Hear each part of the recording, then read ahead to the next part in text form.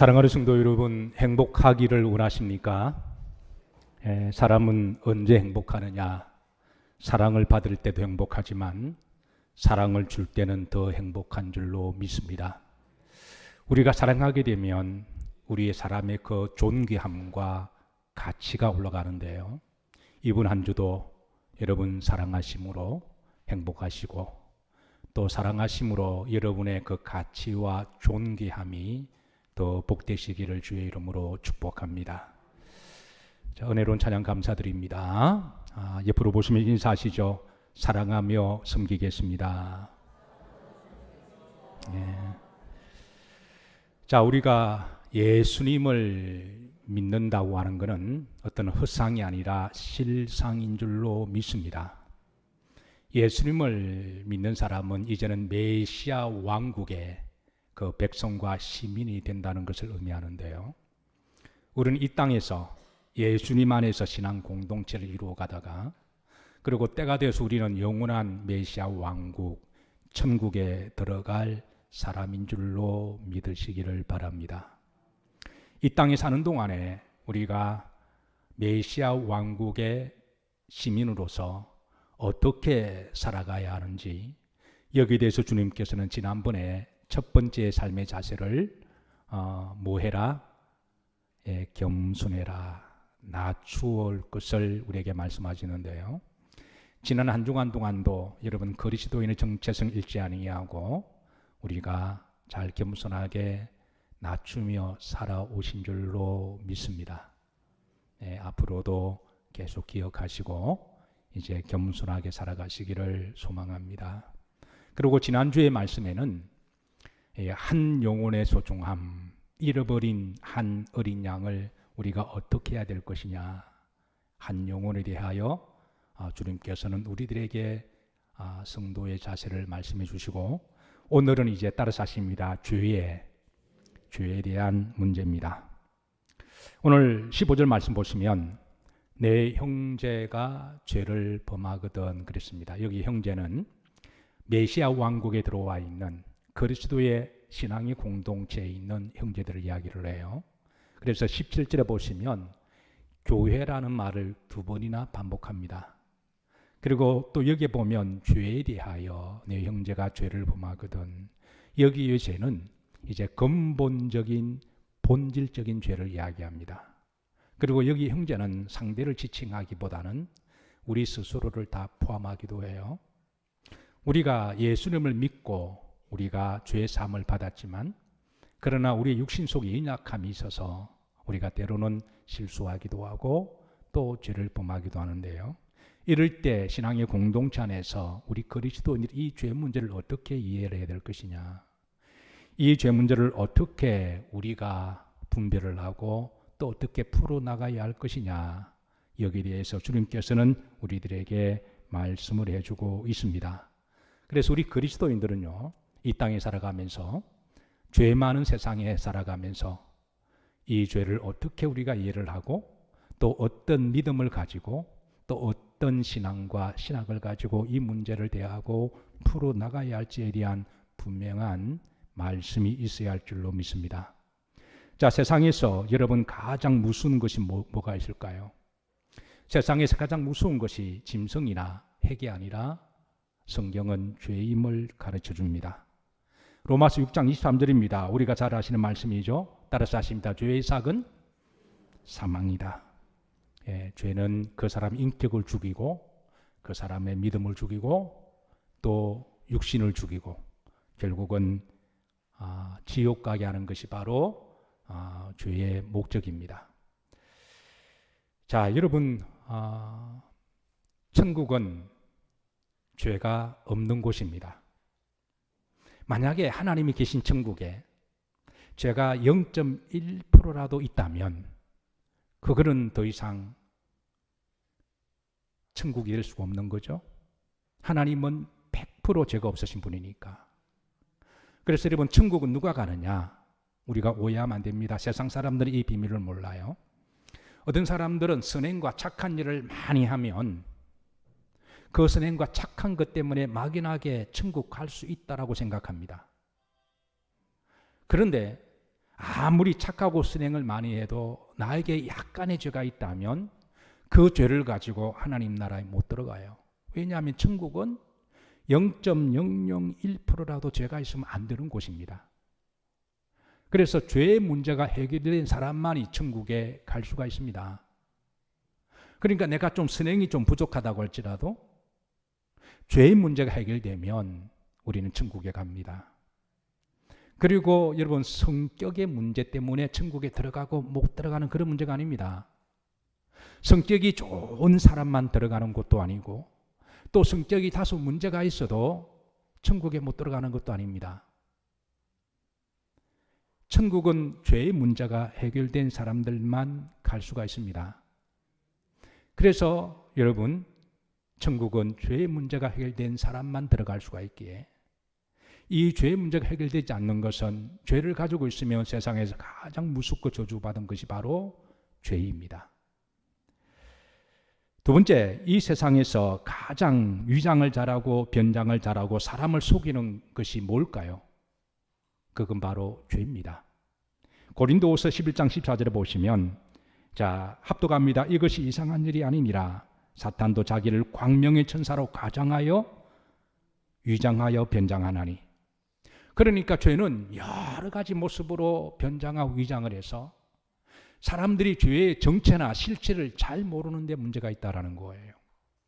심지어 사탄은 필요하면 자기를 광명한 천사로 위장을 해서 사람들을 미혹하는데요. 실제로 인류 역사를 보면 그동안 많은 이단들이 나왔어요. 이단들은 거의 자기를 천사로 그렇게 위장하거나 자기가 메시아라고 그렇게 주장하는데, 이것을 영적으로 보면 이거는 이상한 일이 아님을, 영적인 세계에서 그런 일이 매 시대마다 있음을 우리들에게 알려주고, 문제는 그런 사탄이 여러 모양으로 변장을 하고 때로는 죄를 통하여 여러 모양으로 분장을 할 때 그걸 분별할 수 있는 영성과 말씀과 믿음이 있어야 된다고 하는 것이죠. 자, 이 세상에서 모든 불행과 저주의 두려움의 근원은 죄로부터 시작이 됩니다. 죄는 사람을 불안하게 만듭니다. 죄는 그 사람을 두렵게 만들어요. 우리가 여기에서 한 가지 조금 분별해야 될 거는요, 불안과 두려움은 두 종류가 있죠. 내가 연약하기 때문에, 내가 불안전하기 때문에 어떤 일을 좀 더 잘하기 위해서 그런 것 앞에서 우리가 연약하고 불안전하기 때문에 불안하기도 하고 두려울 수가 있습니다. 그런 불안과 두려움은 죄와는 관련이 없습니다. 내가 연약하기 때문에, 내가 부족하기 때문에, 그럴 때는 여러분 기도하시기를 주의 이름으로 축복합니다. 그럴 때 열심으로 기도하시고, 그리고 성령의 능력을 공급받으시고 성령의 능력으로 불안과 두려움으로 담대하시길 주의 이름으로 축복합니다. 그러나 죄 때문에 주는 두려움이 있습니다. 죄가 주는 불안이 있습니다. 그래서 우리가 왠지 모르게 내가 불안하고 두려울 때는 우리가 정직한 영을 가지고 이것을 잘 분별을 해야 돼요. 어쨌든 죄가 주는 불안과 두려움이 있습니다. 자, 성경에 보면은 죄에 대한 용례가 굉장히 많습니다. 왜 용례가 많을까요? 그거는 죄가 가지고 있는 성질이 워낙 많기 때문에 그러하고요. 죄가 때로는 여러 모양으로 변장하고 위장을 합니다. 그래서 사람들은 죄가 나쁜 것임을 알면도 불구하고 많은 사람들이 죄를 범하는 것은 그 죄의 정체를 정확하게 알지 못하거나 죄를 분별하지 못하기 때문에 하다가 자기도 모르게 죄를 짓기도 하죠. 그래서 이 죄에 대해서 정확하게 정체를 밝혀주는 곳은 오직 성경밖에 없습니다. 그런데 성경의 죄에 대한 용례를 보면 의외로 많아요. 그래서 어떻게 보면 그 용례가 많아서 때로는 좀 복잡하기는 한데, 왜냐하면 죄가 워낙 복잡하기 때문에 자기를 변장을 잘하고 시대마다 다양하게 사람들을 미혹하기 때문에, 그래서 그 죄의 성질을 성경은 좀 더 잘 설명하다 보니까 죄에 대한 용례가 많이 나오는데요. 제가 여러분들에게 간단하게 신약 성경에는 많이 있는데 그 가운데 간단하게 13가지만 죄에 대한 용례를 제가 소개합니다. 시간 관계상 여러분 제가 일일이 다 말씀을 드리지 못하고, 여러분들이 혹 필요하시면 제게 이메일을 주시거나 또 우리 부목사님 연락을 하시면 제가 이 자료를 보내드리도록 할 테니 그 자료를 받으시고 성경을 일일이 한번 딱 찾아보시면 유익하게 도움이 될 거예요. 우선 여러분 화면을 좀 빨리 올려주시죠. 하말티아라는 용례가 있는데 이거는 이 죄는 본질적인 죄를 이야기합니다. 오늘 주님께서 내 형제가 죄를 범하거나 할 때 그 죄는 하말티아 본질적인 바로 원죄를 지금 말씀하고 있습니다. 자, 그 다음부터 이제 두 번째 이제 죄에 대한 용례를 쭉 올려주시죠. 자, 이렇게 쭉 이렇게 올려주시고 13번째까지 이렇게 화면을 좀 빨리빨리 올려주세요. 그러니까 왜 이렇게 죄에 대한 용례가 많냐? 이거 외에도 더 있습니다만은 그런 죄의 성질이 많은 것을 알려주기 위함이죠. 구약에서도 죄에 대한 용례와 성질이 많이 있는데요. 제가 8가지만 여러분들에게 소개하고 여기 가운데 첫 번째 이제 보시면 하타르트라는 죄가 있는데 이거는 또 원죄를 이야기합니다. 그리고 이제 그 다음 두 번째 이제 죄라는 용례가 다양하게 나오는 것은 그 성질이 많기 때문에 그렇습니다. 자, 사실 인류의 문제는 죄의 문제입니다. 인류의 최초의 살인 사건은 아벨이 카인을 돌로 쳐 죽으면서 일어났는데 이거는 욱하는 감정의 문제가 아니고 이거는 단순하게 분노의 싸움의 문제가 아니라 그 속에 깊이 들어가 보면 그거는 죄의 문제입니다. 인류의 탐욕의 문제가 있습니다. 오늘 장로님 기도하셨지만 이 피조물이 이렇게 망가지고 피조물이 탄식하는 것은 결국은 파고 들어가 보면 인간의 탐욕 때문에 일어난 일들이죠. 인간의 모든 탐욕의 근원적인 문제를 파고 들어가 보면 그게는 어떤 식으로든 죄의 문제와 연관되어 있습니다. 인류의 수많은 우상의 문제가 있습니다. 이단의 문제가 있습니다. 사람들의 영을 미혹하는 많은 일들이 있습니다. 들어가 보면 그것도 영적인 죄의 문제와 연결되어 있습니다. 전쟁의 문제도 이거는 이념의 문제도 아니고 이거를 국가로 구분짓고 이념을 나누어서 전쟁의 문제도 결국은 이것은 죄의 문제라고 말할 수가 있습니다. 거짓의 문제도 요한복음 8장 44절에 모든 거짓의 아비가 마귀라고 말씀했거든요. 어쨌든 거짓의 문제도 죄와 연결되어 있고 불행의 문제도 죄는 그 사람을 불행하게 만듭니다. 죄는 사랑하는 부부 사이끼리도 이렇게 틈이 가게 만들고 인간관계도 불행하게 만들고 싸우게 만들고 죽음의 문제도 죄의 문제이며 지옥의 문제도 죄의 문제입니다. 인류의 문제는 성경은 죄의 문제임을 알려줍니다. 자, 그런데 이거보다 더 큰 문제는요, 인류가 사람들이 이 죄가 뭔지를 모른다는 데서 더 문제가 있습니다. 분명히 죄의 문제인데 인류가 사람이 그 어떤 사람도 이 죄의 정체를 정확하게 아는 사람이 없다라는 거예요. 로마서 3장 11절입니다. 다 같이 한번 합독하십니다. 죄를 깨닫는 자도 없고 성경이 말씀합니다. 죄를 깨닫는 사람이 없다. 죄에 대해서 정체를 알고 죄를 아는 사람이 없으니까 인류는 한때 죄가 뭔지를 몰라서 엄청난 죄를 저지르는데요. 그 대표적으로 여러분 노예제도가 아닌가요? 인류는 한때 우리나라만 하더라도 100년 전만 하더라도 양반인 것을 자랑하면서 그 양반 밑에 있는 노예, 종 얼마나 부리고 학대하고 때로는 죽여도 관계없는 인류는 한때 마치 서로 약속이라 한 것처럼 복음이 세상 사람들에게 번지기 전까지는요, 인류는 짐승보다 더 못하게 노예 제도를 통해서 얼마나 많은 나쁜 짓을 했나요? 그게 죄인지를 몰랐던 거죠. 인류는 한때 차별이 죄가 아니라고 생각했습니다. 인류는 한때 아동학대가 죄가 아니라고 생각했습니다. 인류는 한때 폭력이 죄가 아니라고 힘 있는 자의 권리라고 생각했습니다. 인류는 한때 축접제도, 문란한 성제도, 일부 다처 죄가 아니라고 생각했죠. 그런데 안타까운 것은 지금도 이 축접제도나 일부 다처제도가 죄가 아니고 국가의 법으로 그렇게 합법적으로 여기는 나라들이 의외로 많다는 데 문제가 있는 거죠. 이는 인류는 아직까지 죄의 정체를 모르고 있습니다. 자, 동양 사상에서 말하는 죄의 이해입니다. 우리가 흔히 어릴 때만 하더라도 우리나라가 복음 받아들이지 하더라도 최고의 윤리와 도덕의 가치는 공자 사상이었습니다. 그런데 그 공자 사상의 진수 중에 공자의가에 보면 칠거지학이라고 하는, 여러분 잘 아시죠? 워낙 유명한 가르침이어서 여기에 보면 7가지의 아주 이렇게 거악이 있는데, 그냥 7가지 악이 아니라 7가지의 바로 지약입니다. 큰 악인데요. 여기 보면 첫 번째, 자, 불순 부모, 시부모에게 순종하지 않음이 죄악이다. 자, 두 번째 뭐죠? 무자, 아들이 없는 게 죄악이다. 시집 가서 여자가 아들을 낳지 못하면 그거는 죄라는 거예요. 세 번째, 부정, 엄탕함이 죄악이다. 네 번째, 질투함이 죄악이다.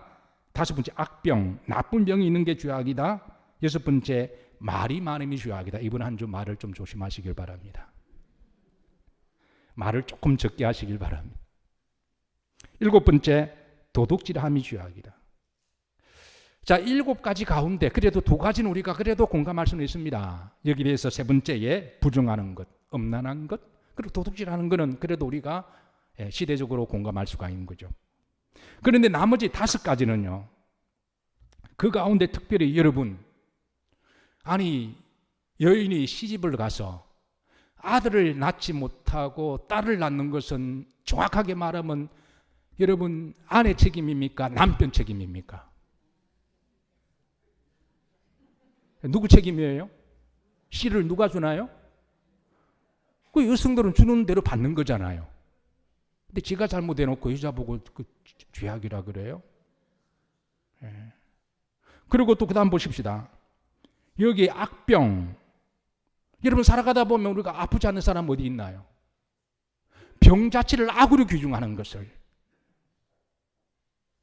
아픈 사람이 있으면 그는 우리가 마음을 함께 아파하고 함께 긍휼히 여기고 어떤 식으로든 도움을 주고 기도를 해서 그 사람이 건강하게 하는 게 바로 사람의 기본적인 도리죠.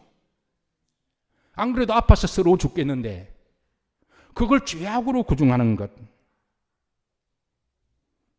말이 많은 것. 오늘 설교를 제가 좀 짧게 하도록 하겠습니다. 그런데 여러분 더 말이 안 되고 이게 더 어처구니 없는 거는, 비윤리적인 거는요, 그렇게 윤리와 도덕을 강조했던 공자가 더 비윤리적인 것은요, 이 대상은 다 여성들에게만 해당된다는 거예요. 이게 남성들은 전혀 해당이 안 됩니다. 그러니까 그렇게 윤리와 도덕과 선을 강조했던 그 공자 자신이 비윤리적이고 비도덕적인 걸 알 수가 있죠. 제가 공자를 책망하려고 그러는 게 아니라, 뭐 공자는 저보다 사람이 좋았겠죠? 또 고개를 끄덕끄덕 하시면 또. 그래도 목사들은 성자니까 목사가 좀 더 낫지 않을까요? 제가 공자를 비난하려고 그런 게 아니라 저는 공자도 착하다고 생각합니다. 그럼에도 불구하고 왜 이렇게 말도 안 되는 7거지약을 만들어서 그 가운데 2가지는 그래도 보편적 가치니까 이해를 한다고 할지라도 이 5가지에 대해서 왜 죄악이라고 규정을 했을까요? 그런 공자가 나빠서가 아니라 공자도 죄가 뭔지 몰랐기 때문에 그렇다는 거예요. 여러분 사람이 아무리 똑똑해도요, 죄는 사람이 지혜로 알 수 있는 게 아닙니다. 인류는 죄를 몰랐습니다. 그래서 여러분 이번 한 주의 삶에서 여러분 만나는 사람들에게 그냥 뜬금없이 한잔 마시면서 재미로 너무 진지하게 말씀하지 마시고 죄가 뭔지 한번 물어보세요. 사람들이 죄에 대해서 어떤 정의를 가지고 있는지 제가 단언하건대 대부분 사람들이 잘 모릅니다. 왜? 죄는 자기 정체를 숨기고 살아가기 때문에. 한자나 보십시다. 동양사상에서 말하는 죄에 대한 한자가 이렇습니다. 자, 이 죄에 대해서 중국의 학자들이 죄에 대해서 정의를 했는데요, 우선은 잘 아시다시피 한자는 어순을 풀이하면 상형문자가 나오죠. 그래서 그 상형문자를 가지고 그 죄에 대해서 정의를 내리는데, 그 중국의 학자들이 내린 2가지 이 상형문자에 대한 정의입니다. 첫째는 서로 등을 쥐고 좌우로 벌리는 상태. 여러분 이게 죄입니다. 이해가 되나요? 동의하시나요? 이게 무슨 말인고 이게 무슨 뜻인고 아마 그런 생각이 들 거예요. 이게 뭐 죄인가? 자, 그래서 이게 쉽게 납득이 안 돼서 그 중국 학자들이 또 다른 상형문자를 통해서 해석을 했는데요. 두 번째가 그랬습니다. 사물에 그물을 씌운 것. 그럼 사물에 물을 다 씌우면 그게 다 죄인가요? 이것도 헷갈리잖아요. 그래서 자기들끼리 논쟁을 하다가 이거는 아닌 것 같다 그러면서 두 번째로 내놓은 이제 죄에 대한 정의가 바로 올려주시죠. 여기 보시면 넉사자에다가 밑에 안일비자가 있잖아요. 그래서 네 가지가 아닌 것. 그래서 많은 한문을 공부하는 사람들은 죄는 주로 이쪽 견해를 택하고 있습니다. 왜? 첫 번째 상형문자는 이게 이해가 안 되는 거니까. 그러니까 이해가 안 된다는 말은 이게 뭔지 모른다라는 거예요. 그냥 추상적으로 이해가 안 되면 사람이 추상적으로 말하잖아요. 우리 기독교는 추상적이 아니라 여러분 실존입니다. 실제입니다. 허상이 아니라 실상이고요. 아멘이신가요? 그래서 하나님의 말씀은 굉장히 구체적입니다. 우리가 말씀을 잘 몰라서 그렇지. 우리가 말씀 속에 깊이 들어가 보면 이 말씀은 굉장히 실천적이고 실존이어서 우리가 그대로 순종하면 하나님 우리를 변화시켜 주십니다. 자, 여기 보시면 네 가지가 아닌 것.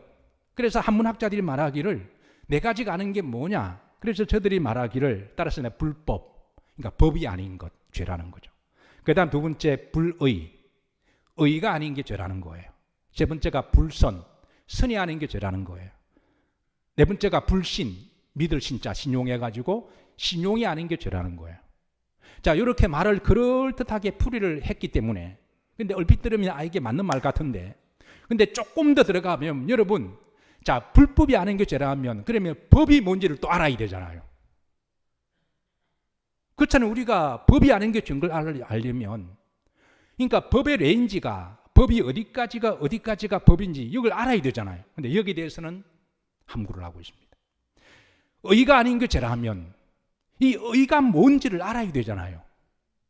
놀랍게도 이 의에 대해서, 이 righteousness라고 하는 이 의에 대해서 가장 정확하게 알려주는 게 바로 성경입니다. 그게 성경의 의라는 말이 나와요. 불선, 선이 아닌 게 죄라면 그럼 선을 알아야 되잖아요. 그래서 문제는 이제 동양 사상이 말하는 이 죄의 개념은 사실은 죄가 뭔지도 모른다라는 데 문제가 있다라는. 그러니까 칠거죄악이 나오는 거예요. 여자가 시집가서 애 못 나오면 그게 죄악이라는 거예요. 이게 말도 안 되는 것들이, 그건 사람이 나빠서가 아니라 죄의 정체를 몰라서 그렇습니다. 자, 서구 사상에 있어 죄에 대한 이해는 크게 두 가지 단어로 표현하는데요. 여러분 잘 아는 sin이라고 하는 단어죠. 이거는 일반적으로 도덕적, 종교적인 영역까지 포괄적인 의미에서 이 죄라고 이야기를 하고요. 그 다음에 crime이라고 하는 죄는 형법을 이야기할 때의 죄를 이야기합니다. 그리고 이제 이 죄에 대하여 설명과 이 죄를 이제 죄량을 물어서 심판하는 걸 우리가 각 나라마다 헌법을 두고 있죠. 그 나라들마다 헌법이 얼마나 두꺼워요. 근데 문제는 이게 이 헌법이라는 이 책이 이 죄에 대하여 책임을 묻고 형량을 가는 게 나라마다 다른 데 있다는 데 문제가 있습니다. 그래서 우리나라에는 죄인데 저 중국에는 죄가 안 되는 게 있고요. 우리나라는 죄인데 이슬람 국가에서는 죄가 안 되는 게 있습니다. 여러분, 일부 다처가 우리나라에서는 죄입니까 아닙니까? 왜 대답을 못 하시나요? 자, 일부 다처가 우리나라의 죄입니까 아닙니까? 만약 이걸 하다가 이게 문제가 생기면 유책 사유에 걸려서 모든 책임은 남자가 다 지게 되어 있습니다. 자, 일부 다처가 저라면 1차 다보는 죄인가요 아닌가요? 우리 남자들만 대답하시죠. 그거는 말도 안 되는 거죠. 예. 그런데 우리나라에는 죄인데 저 이슬람 가면 일부 다처는 죄가 아닙니다. 또 이걸 들어서 이민 가려고 하는 분 안 계시길 바랍니다. 그러니까 문제는 우리 사람들이 정해놓은 그 헌법이라는 나라에서 제일 높은 법이 헌법이잖아요. 여기에 대해서도 법이 다른 거는 그 헌법 자체도 불완전하다라는 방정이죠. 인류는 죄에 대해서 어느 정도는 많이 지금 정체가 드러나고 있지만 아직까지는 정확하게 알지를 못합니다. 이 죄에 대해서 정확하게 알려주는 분은 바로 하나님이십니다. 자, 여러분, 우리나라의 풍자 같은 말이 있습니다. 한때 이런 말이 돌아왔어요. 죄가 뭐냐라는, 이게 웃자고 한 말인데 항상 웃자고 한 말에는 거기에는 어떤 심볼이 있죠. 뼈가 있죠. 죄가 뭐냐라는 사람들의 말 속에 이런 말이 있었습니다. 들키지 않으면 죄가 아니다. 들어보셨죠? 그러니까 들키지만 않으면 무슨 짓을 하든 하고 나서도 그냥 아주 떳떳하게 당당하게 하다가 들키면 그때 이제 죄로 인정하는 것. 이게 웃자고 하는 말인지, 근데 실제로 이걸 그렇게 믿고 살아가는 사람들이 의외로 많아요. 각종 불법을 행하고도, 그리고 드러나더라도 각종 권력을 이용해서 판사들에게 죄라고만 이렇게 확정이 안 되면 너무 떳떳하게 살아가는 거예요. 한때 또 우리나라 말에 유전 무죄가 있었습니다. 아니, 죄를 지었는데 돈이 있으면 죄가 안 된대요. 무전 뭐라고요? 돈이 없으면 선량한 사람도 죄가 된대요. 웃자고 하는 말인데 풍자인데요. 근데 그거를 믿고 살아가는 사람들이 의외로 많다는 데 문제가 있다는 거예요. 근데 아직까지 사람들이 죄를 몰라서 그렇다는 거예요. 참으로 감사하게도 성경은 이 죄에 대해서 알려주시고 한 발 더 나아가서 그 죄의 정체에 대해서도 본질에 대해서도 우리들에게 알려줍니다. 이런 점에 있어서 우리 그리스도인들은 복받은 사람들이에요.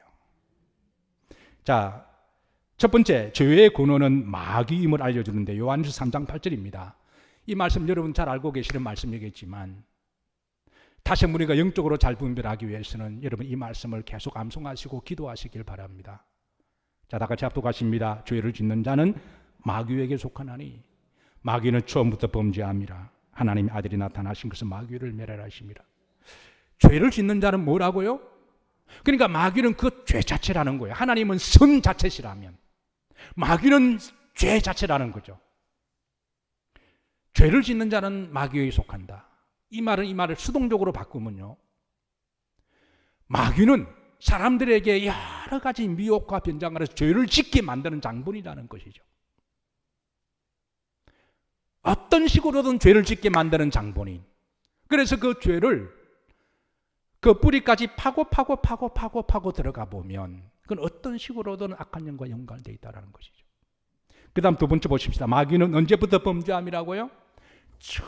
인류가 처음부터, 이걸 우리가 인류가 처음부터 범죄한 걸 원죄라고 이야기를 하는 거죠. 가인이 아벨과 싸우다가 욱하는 심정으로 돌로 쳐 죽인 게 아니에요. 여러분, 기분 나쁘다고 사람 죽이는 사람이 있나요? 사람을 죽일 정도면 그거는 제 영은 아닙니다. 그건 마귀의 영입니다. 선량한 사람들에게요, 아무리 기분 나쁘다고 용서하시고 들으세요. 시칼을, 사시미 칼을 손에 쥐어줘도 사람을 못 찌릅니다. 부들부들 떨어요. 그런데 그걸 한 것은 그거는 제정신 아니고 그건 마귀의 영이 한 거예요. 그거는. 마귀는 처음부터 범죄함이라. 그래서 계시록 12장 9절에 보면 옛뱀 곧 마귀라고도 하고 그렇게 정체를 밝혀줍니다. 이 마귀의 정체를 밝혀주는 것은 오직 성경밖에 없습니다. 세상에 어떤 종교도 없어요. 여러분, 하나님의 말씀을 여러분 이렇게 우리들에게 드러난다고 해서 너무 쉽게 우습게 받지 마시기를 주의 이름으로 축복합니다. 어떤 하나님의 말씀은 우주의 비밀을 담고 있고요, 어떤 하나님의 말씀은 영적인 비밀을 담고 있어서 얼마나 귀하고 분별되는 말씀인지 몰라요.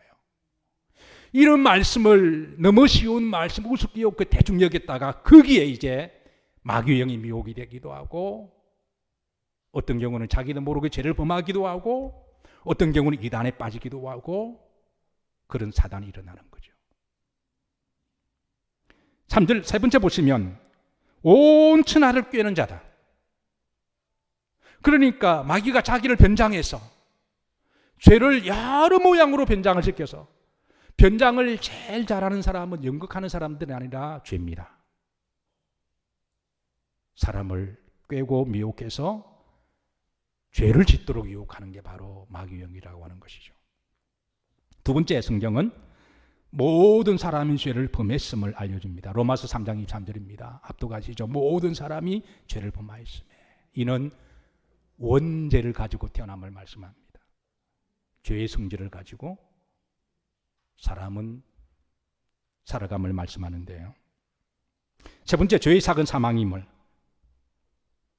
로마서 6장 23절 다시 한번 합독하시죠. 죄의 삭은 사망이요.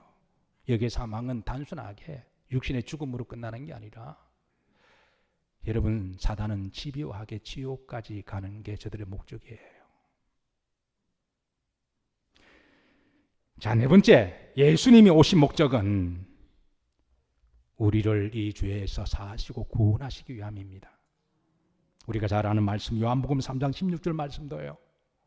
여러분, 잘 아시기 때문에 잘 아는 말씀이니까 그냥 대충 지나가시나요? 아니에요.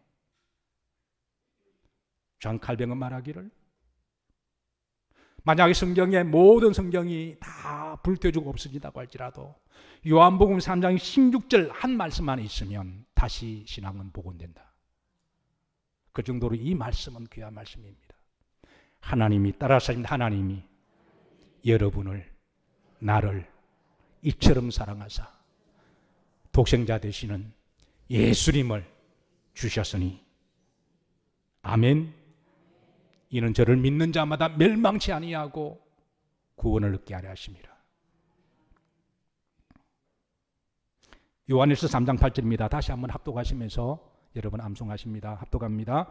죄를 짓는 자는 마귀에게 속하나니 마귀는 처음부터 범죄함이라. 하나님의 아들이 나타나신 것은 마귀의 일을 멸하라. 원문에 보신 마귀의 일은 복수입니다.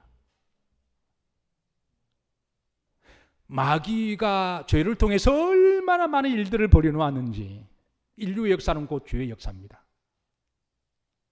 얼마나 죄 종류가 많은지 너무나 많아가지고요, 사람들이 그 죄의 종류를 헤아릴 수도 없고 죄의 정체를 알 수도 없습니다. 주님이 오신 것은 마귀의 일을 드러내게 하시고, 예수님이 오심으로 마귀의 정체가 드러났잖아요. 우리가 어떻게 마귀의 정체를 알 수가 있나요? 예수님이 오기 전에 어떻게 죄에 대해서 알 수, 지금도 예수님을 모르는 사람들은 유전무죄를 그게 법으로 믿고 있습니다. 지금도 어떤 사람들은 복음을 알지 못하는 사람은 들키지 않으면 죄라고 생각을 안 하고 각종 이상한 짓들을 다 하고 그리고 하거나 떳떳하고 다녀요.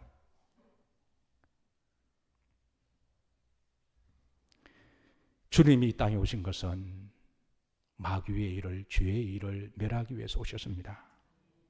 그래서 우리 그리스도인들의 가장 큰 축복은요, 복음의 비밀을 알고 예수님은 죄의 문제를 때문에 오셨으니까 우리가 주님의 이름으로 우리 죄를 고백하고 예수님의 보혈로, 이건 하나님의 약속이니까 그 약속을 믿고 우리가 죄를 회개하면 하나님은 우리를 죄에서 용서하시고 우리를 의인되게 하십니다. 그래서 사람은 여러분 영적인 자아가 있고 육적인 자아가 있잖아요. 그래서 우리가 영은 성령이 들어오심으로 믿는 자들은 영은 이제 하나님 영에 속한 사람이어서 바로 우리가 영적으로 하나님 속한 사람을 그리스도인들이라고 불러요.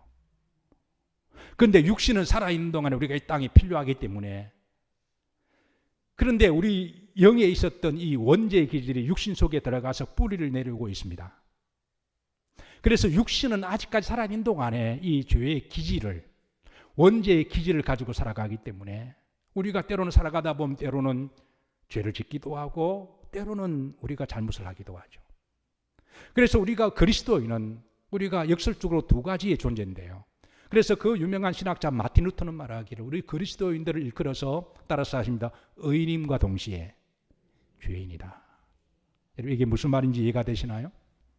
우리의 속사람은 사도 바울이 로마서 7장에 고백한 것처럼 우리의 속사람은 하나님의 법을 즐거워하고,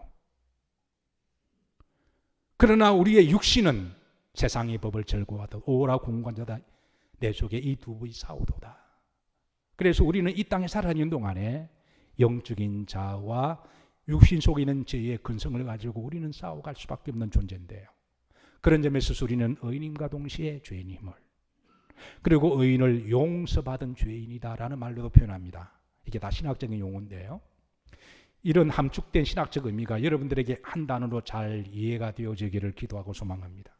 만약 이것이 목사님 조금 신학 어려운데요, 그러면 개별적으로 찾아오시면 제가 공짜로 다시 과외를 하도록 하겠습니다. 자, 오늘 본문에 들어가시면, 자, 다시 15절입니다. 이제 주님께서 내 형제가 죄를 범하거든. 그러니까 우리가 예수님을 믿어 죄 용서함을 받은 사람은 메시아 왕국의 신앙 공동체 안에서 우리는 하나님 자녀로 살아갑니다. 자, 그런데 육신을 가지고 있는 동안에 우리도 어쩔 수 없이 살아가다 보니까 연약함이 있어서 죄를 범하기도 하고 실수하기도 하잖아요. 이럴 때 교회 공동체 안에서 메시아 왕국 안에서 이 죄를 지은 사람을 어떻게 이 사람을 우리가 이해하고 또 그들을 잘 권고할 거냐, 바로 이 문제입니다. 이거는 실존의 문제입니다. 그리고 그 형제가 누구의 문제가 아니라 나 자신이기도 해죠. 자, 15절입니다. 합독합니다. 내 형제가 죄를 범하거든 가서 너와 그 사람과만 상대하여 뭐해라? 권고하라. 여기에 이제 두 가지 원칙이, 첫 번째는 권고하라. 이 말은 잘 이렇게 부드럽게 겸손하게 책망에 야단치지 말고 비난하거나 조롱하지 말고 잘 겸손하게 그 사람 기분 안 나쁘도록, 이럴 때 우리에게 지혜가 필요한 거죠. 그래서 여러분, 누가 교회 공동체 안에 누가 죄를 지으면 기도 많이 하시고 한 사람이라도 그게 벗어나서 지옥 가면 안 되잖아요. 오늘 말씀 전체 내용은요, 주님이 교회 공동체 안에 하나님의 자녀들이 한 사람도 이탈하지 않으냐고 다 천국 가기를 원하시는 거예요. 따라서 하십니다. 함께 갑시다.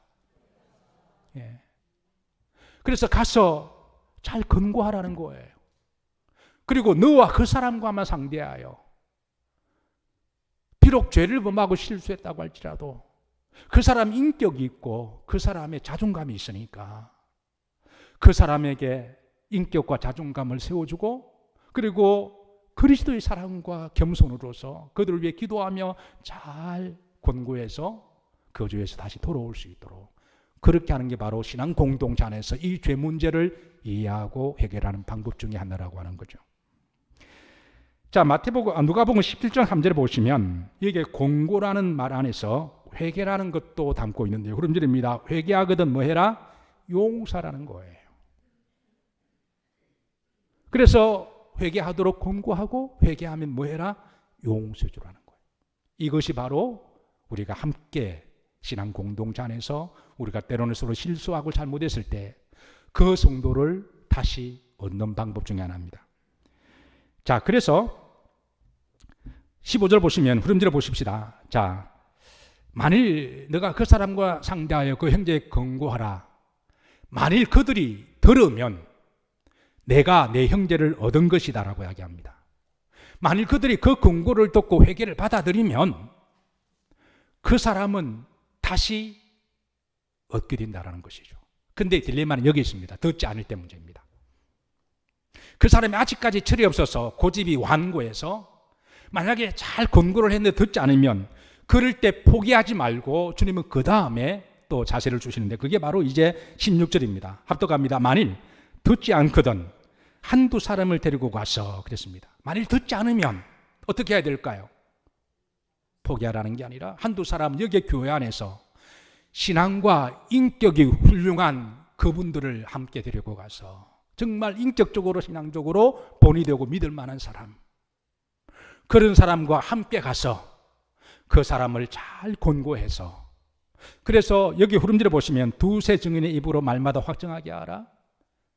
자, 본인을 포함하면 한두 사람이 들어가면 두세 사람이 되겠죠. 그러나서 그 사람에게 본인이 스스로 자기 입으로 자백하고 회개하고 확정함으로, 그래서 다시는 그런 죄가 반복되지 않도록 저렇게 잘 유도하라는 것이죠. 근데 이 말을 들으면 그 사람은 다시 구원을 얻습니다. 근데 문제는 또 그런데도 듣지 않으면, 그럴 때도 포기하지 말고 세 번째 주님이 권고하시는데요. 17절입니다. 자, 다 같이 합독합니다. 만일 그들의 말도 듣지 않거든 어디에 말하고? 교회에 말하고. 자, 이 교회에 말한다고 하는 건 무슨 말이냐면, 당시 초대교회는요, 교회에 말한다고 하는 것은 주의 종에게 말을 해서 권고하라는 말씀입니다. 또 그런가 하면 교회에서 내린 교회 이 공의회가 있습니다. 초대교회는 성도들이 아무리 죄를 지어도요, 아무리 시험 들어도 그래도 주의 종이 가서 말을 하면 그 말은 하나님이 나에게 주시는 말씀으로 믿음으로 받아들이고 그 말에 순종했다라는 거예요. 너나 나나 사람인데 이런 식으로 받지 않으면, 물론 목사도 사람이죠. 근데 목회자를 그렇게 받아들이는 것은 곧 그 사람의 믿음인 거니까.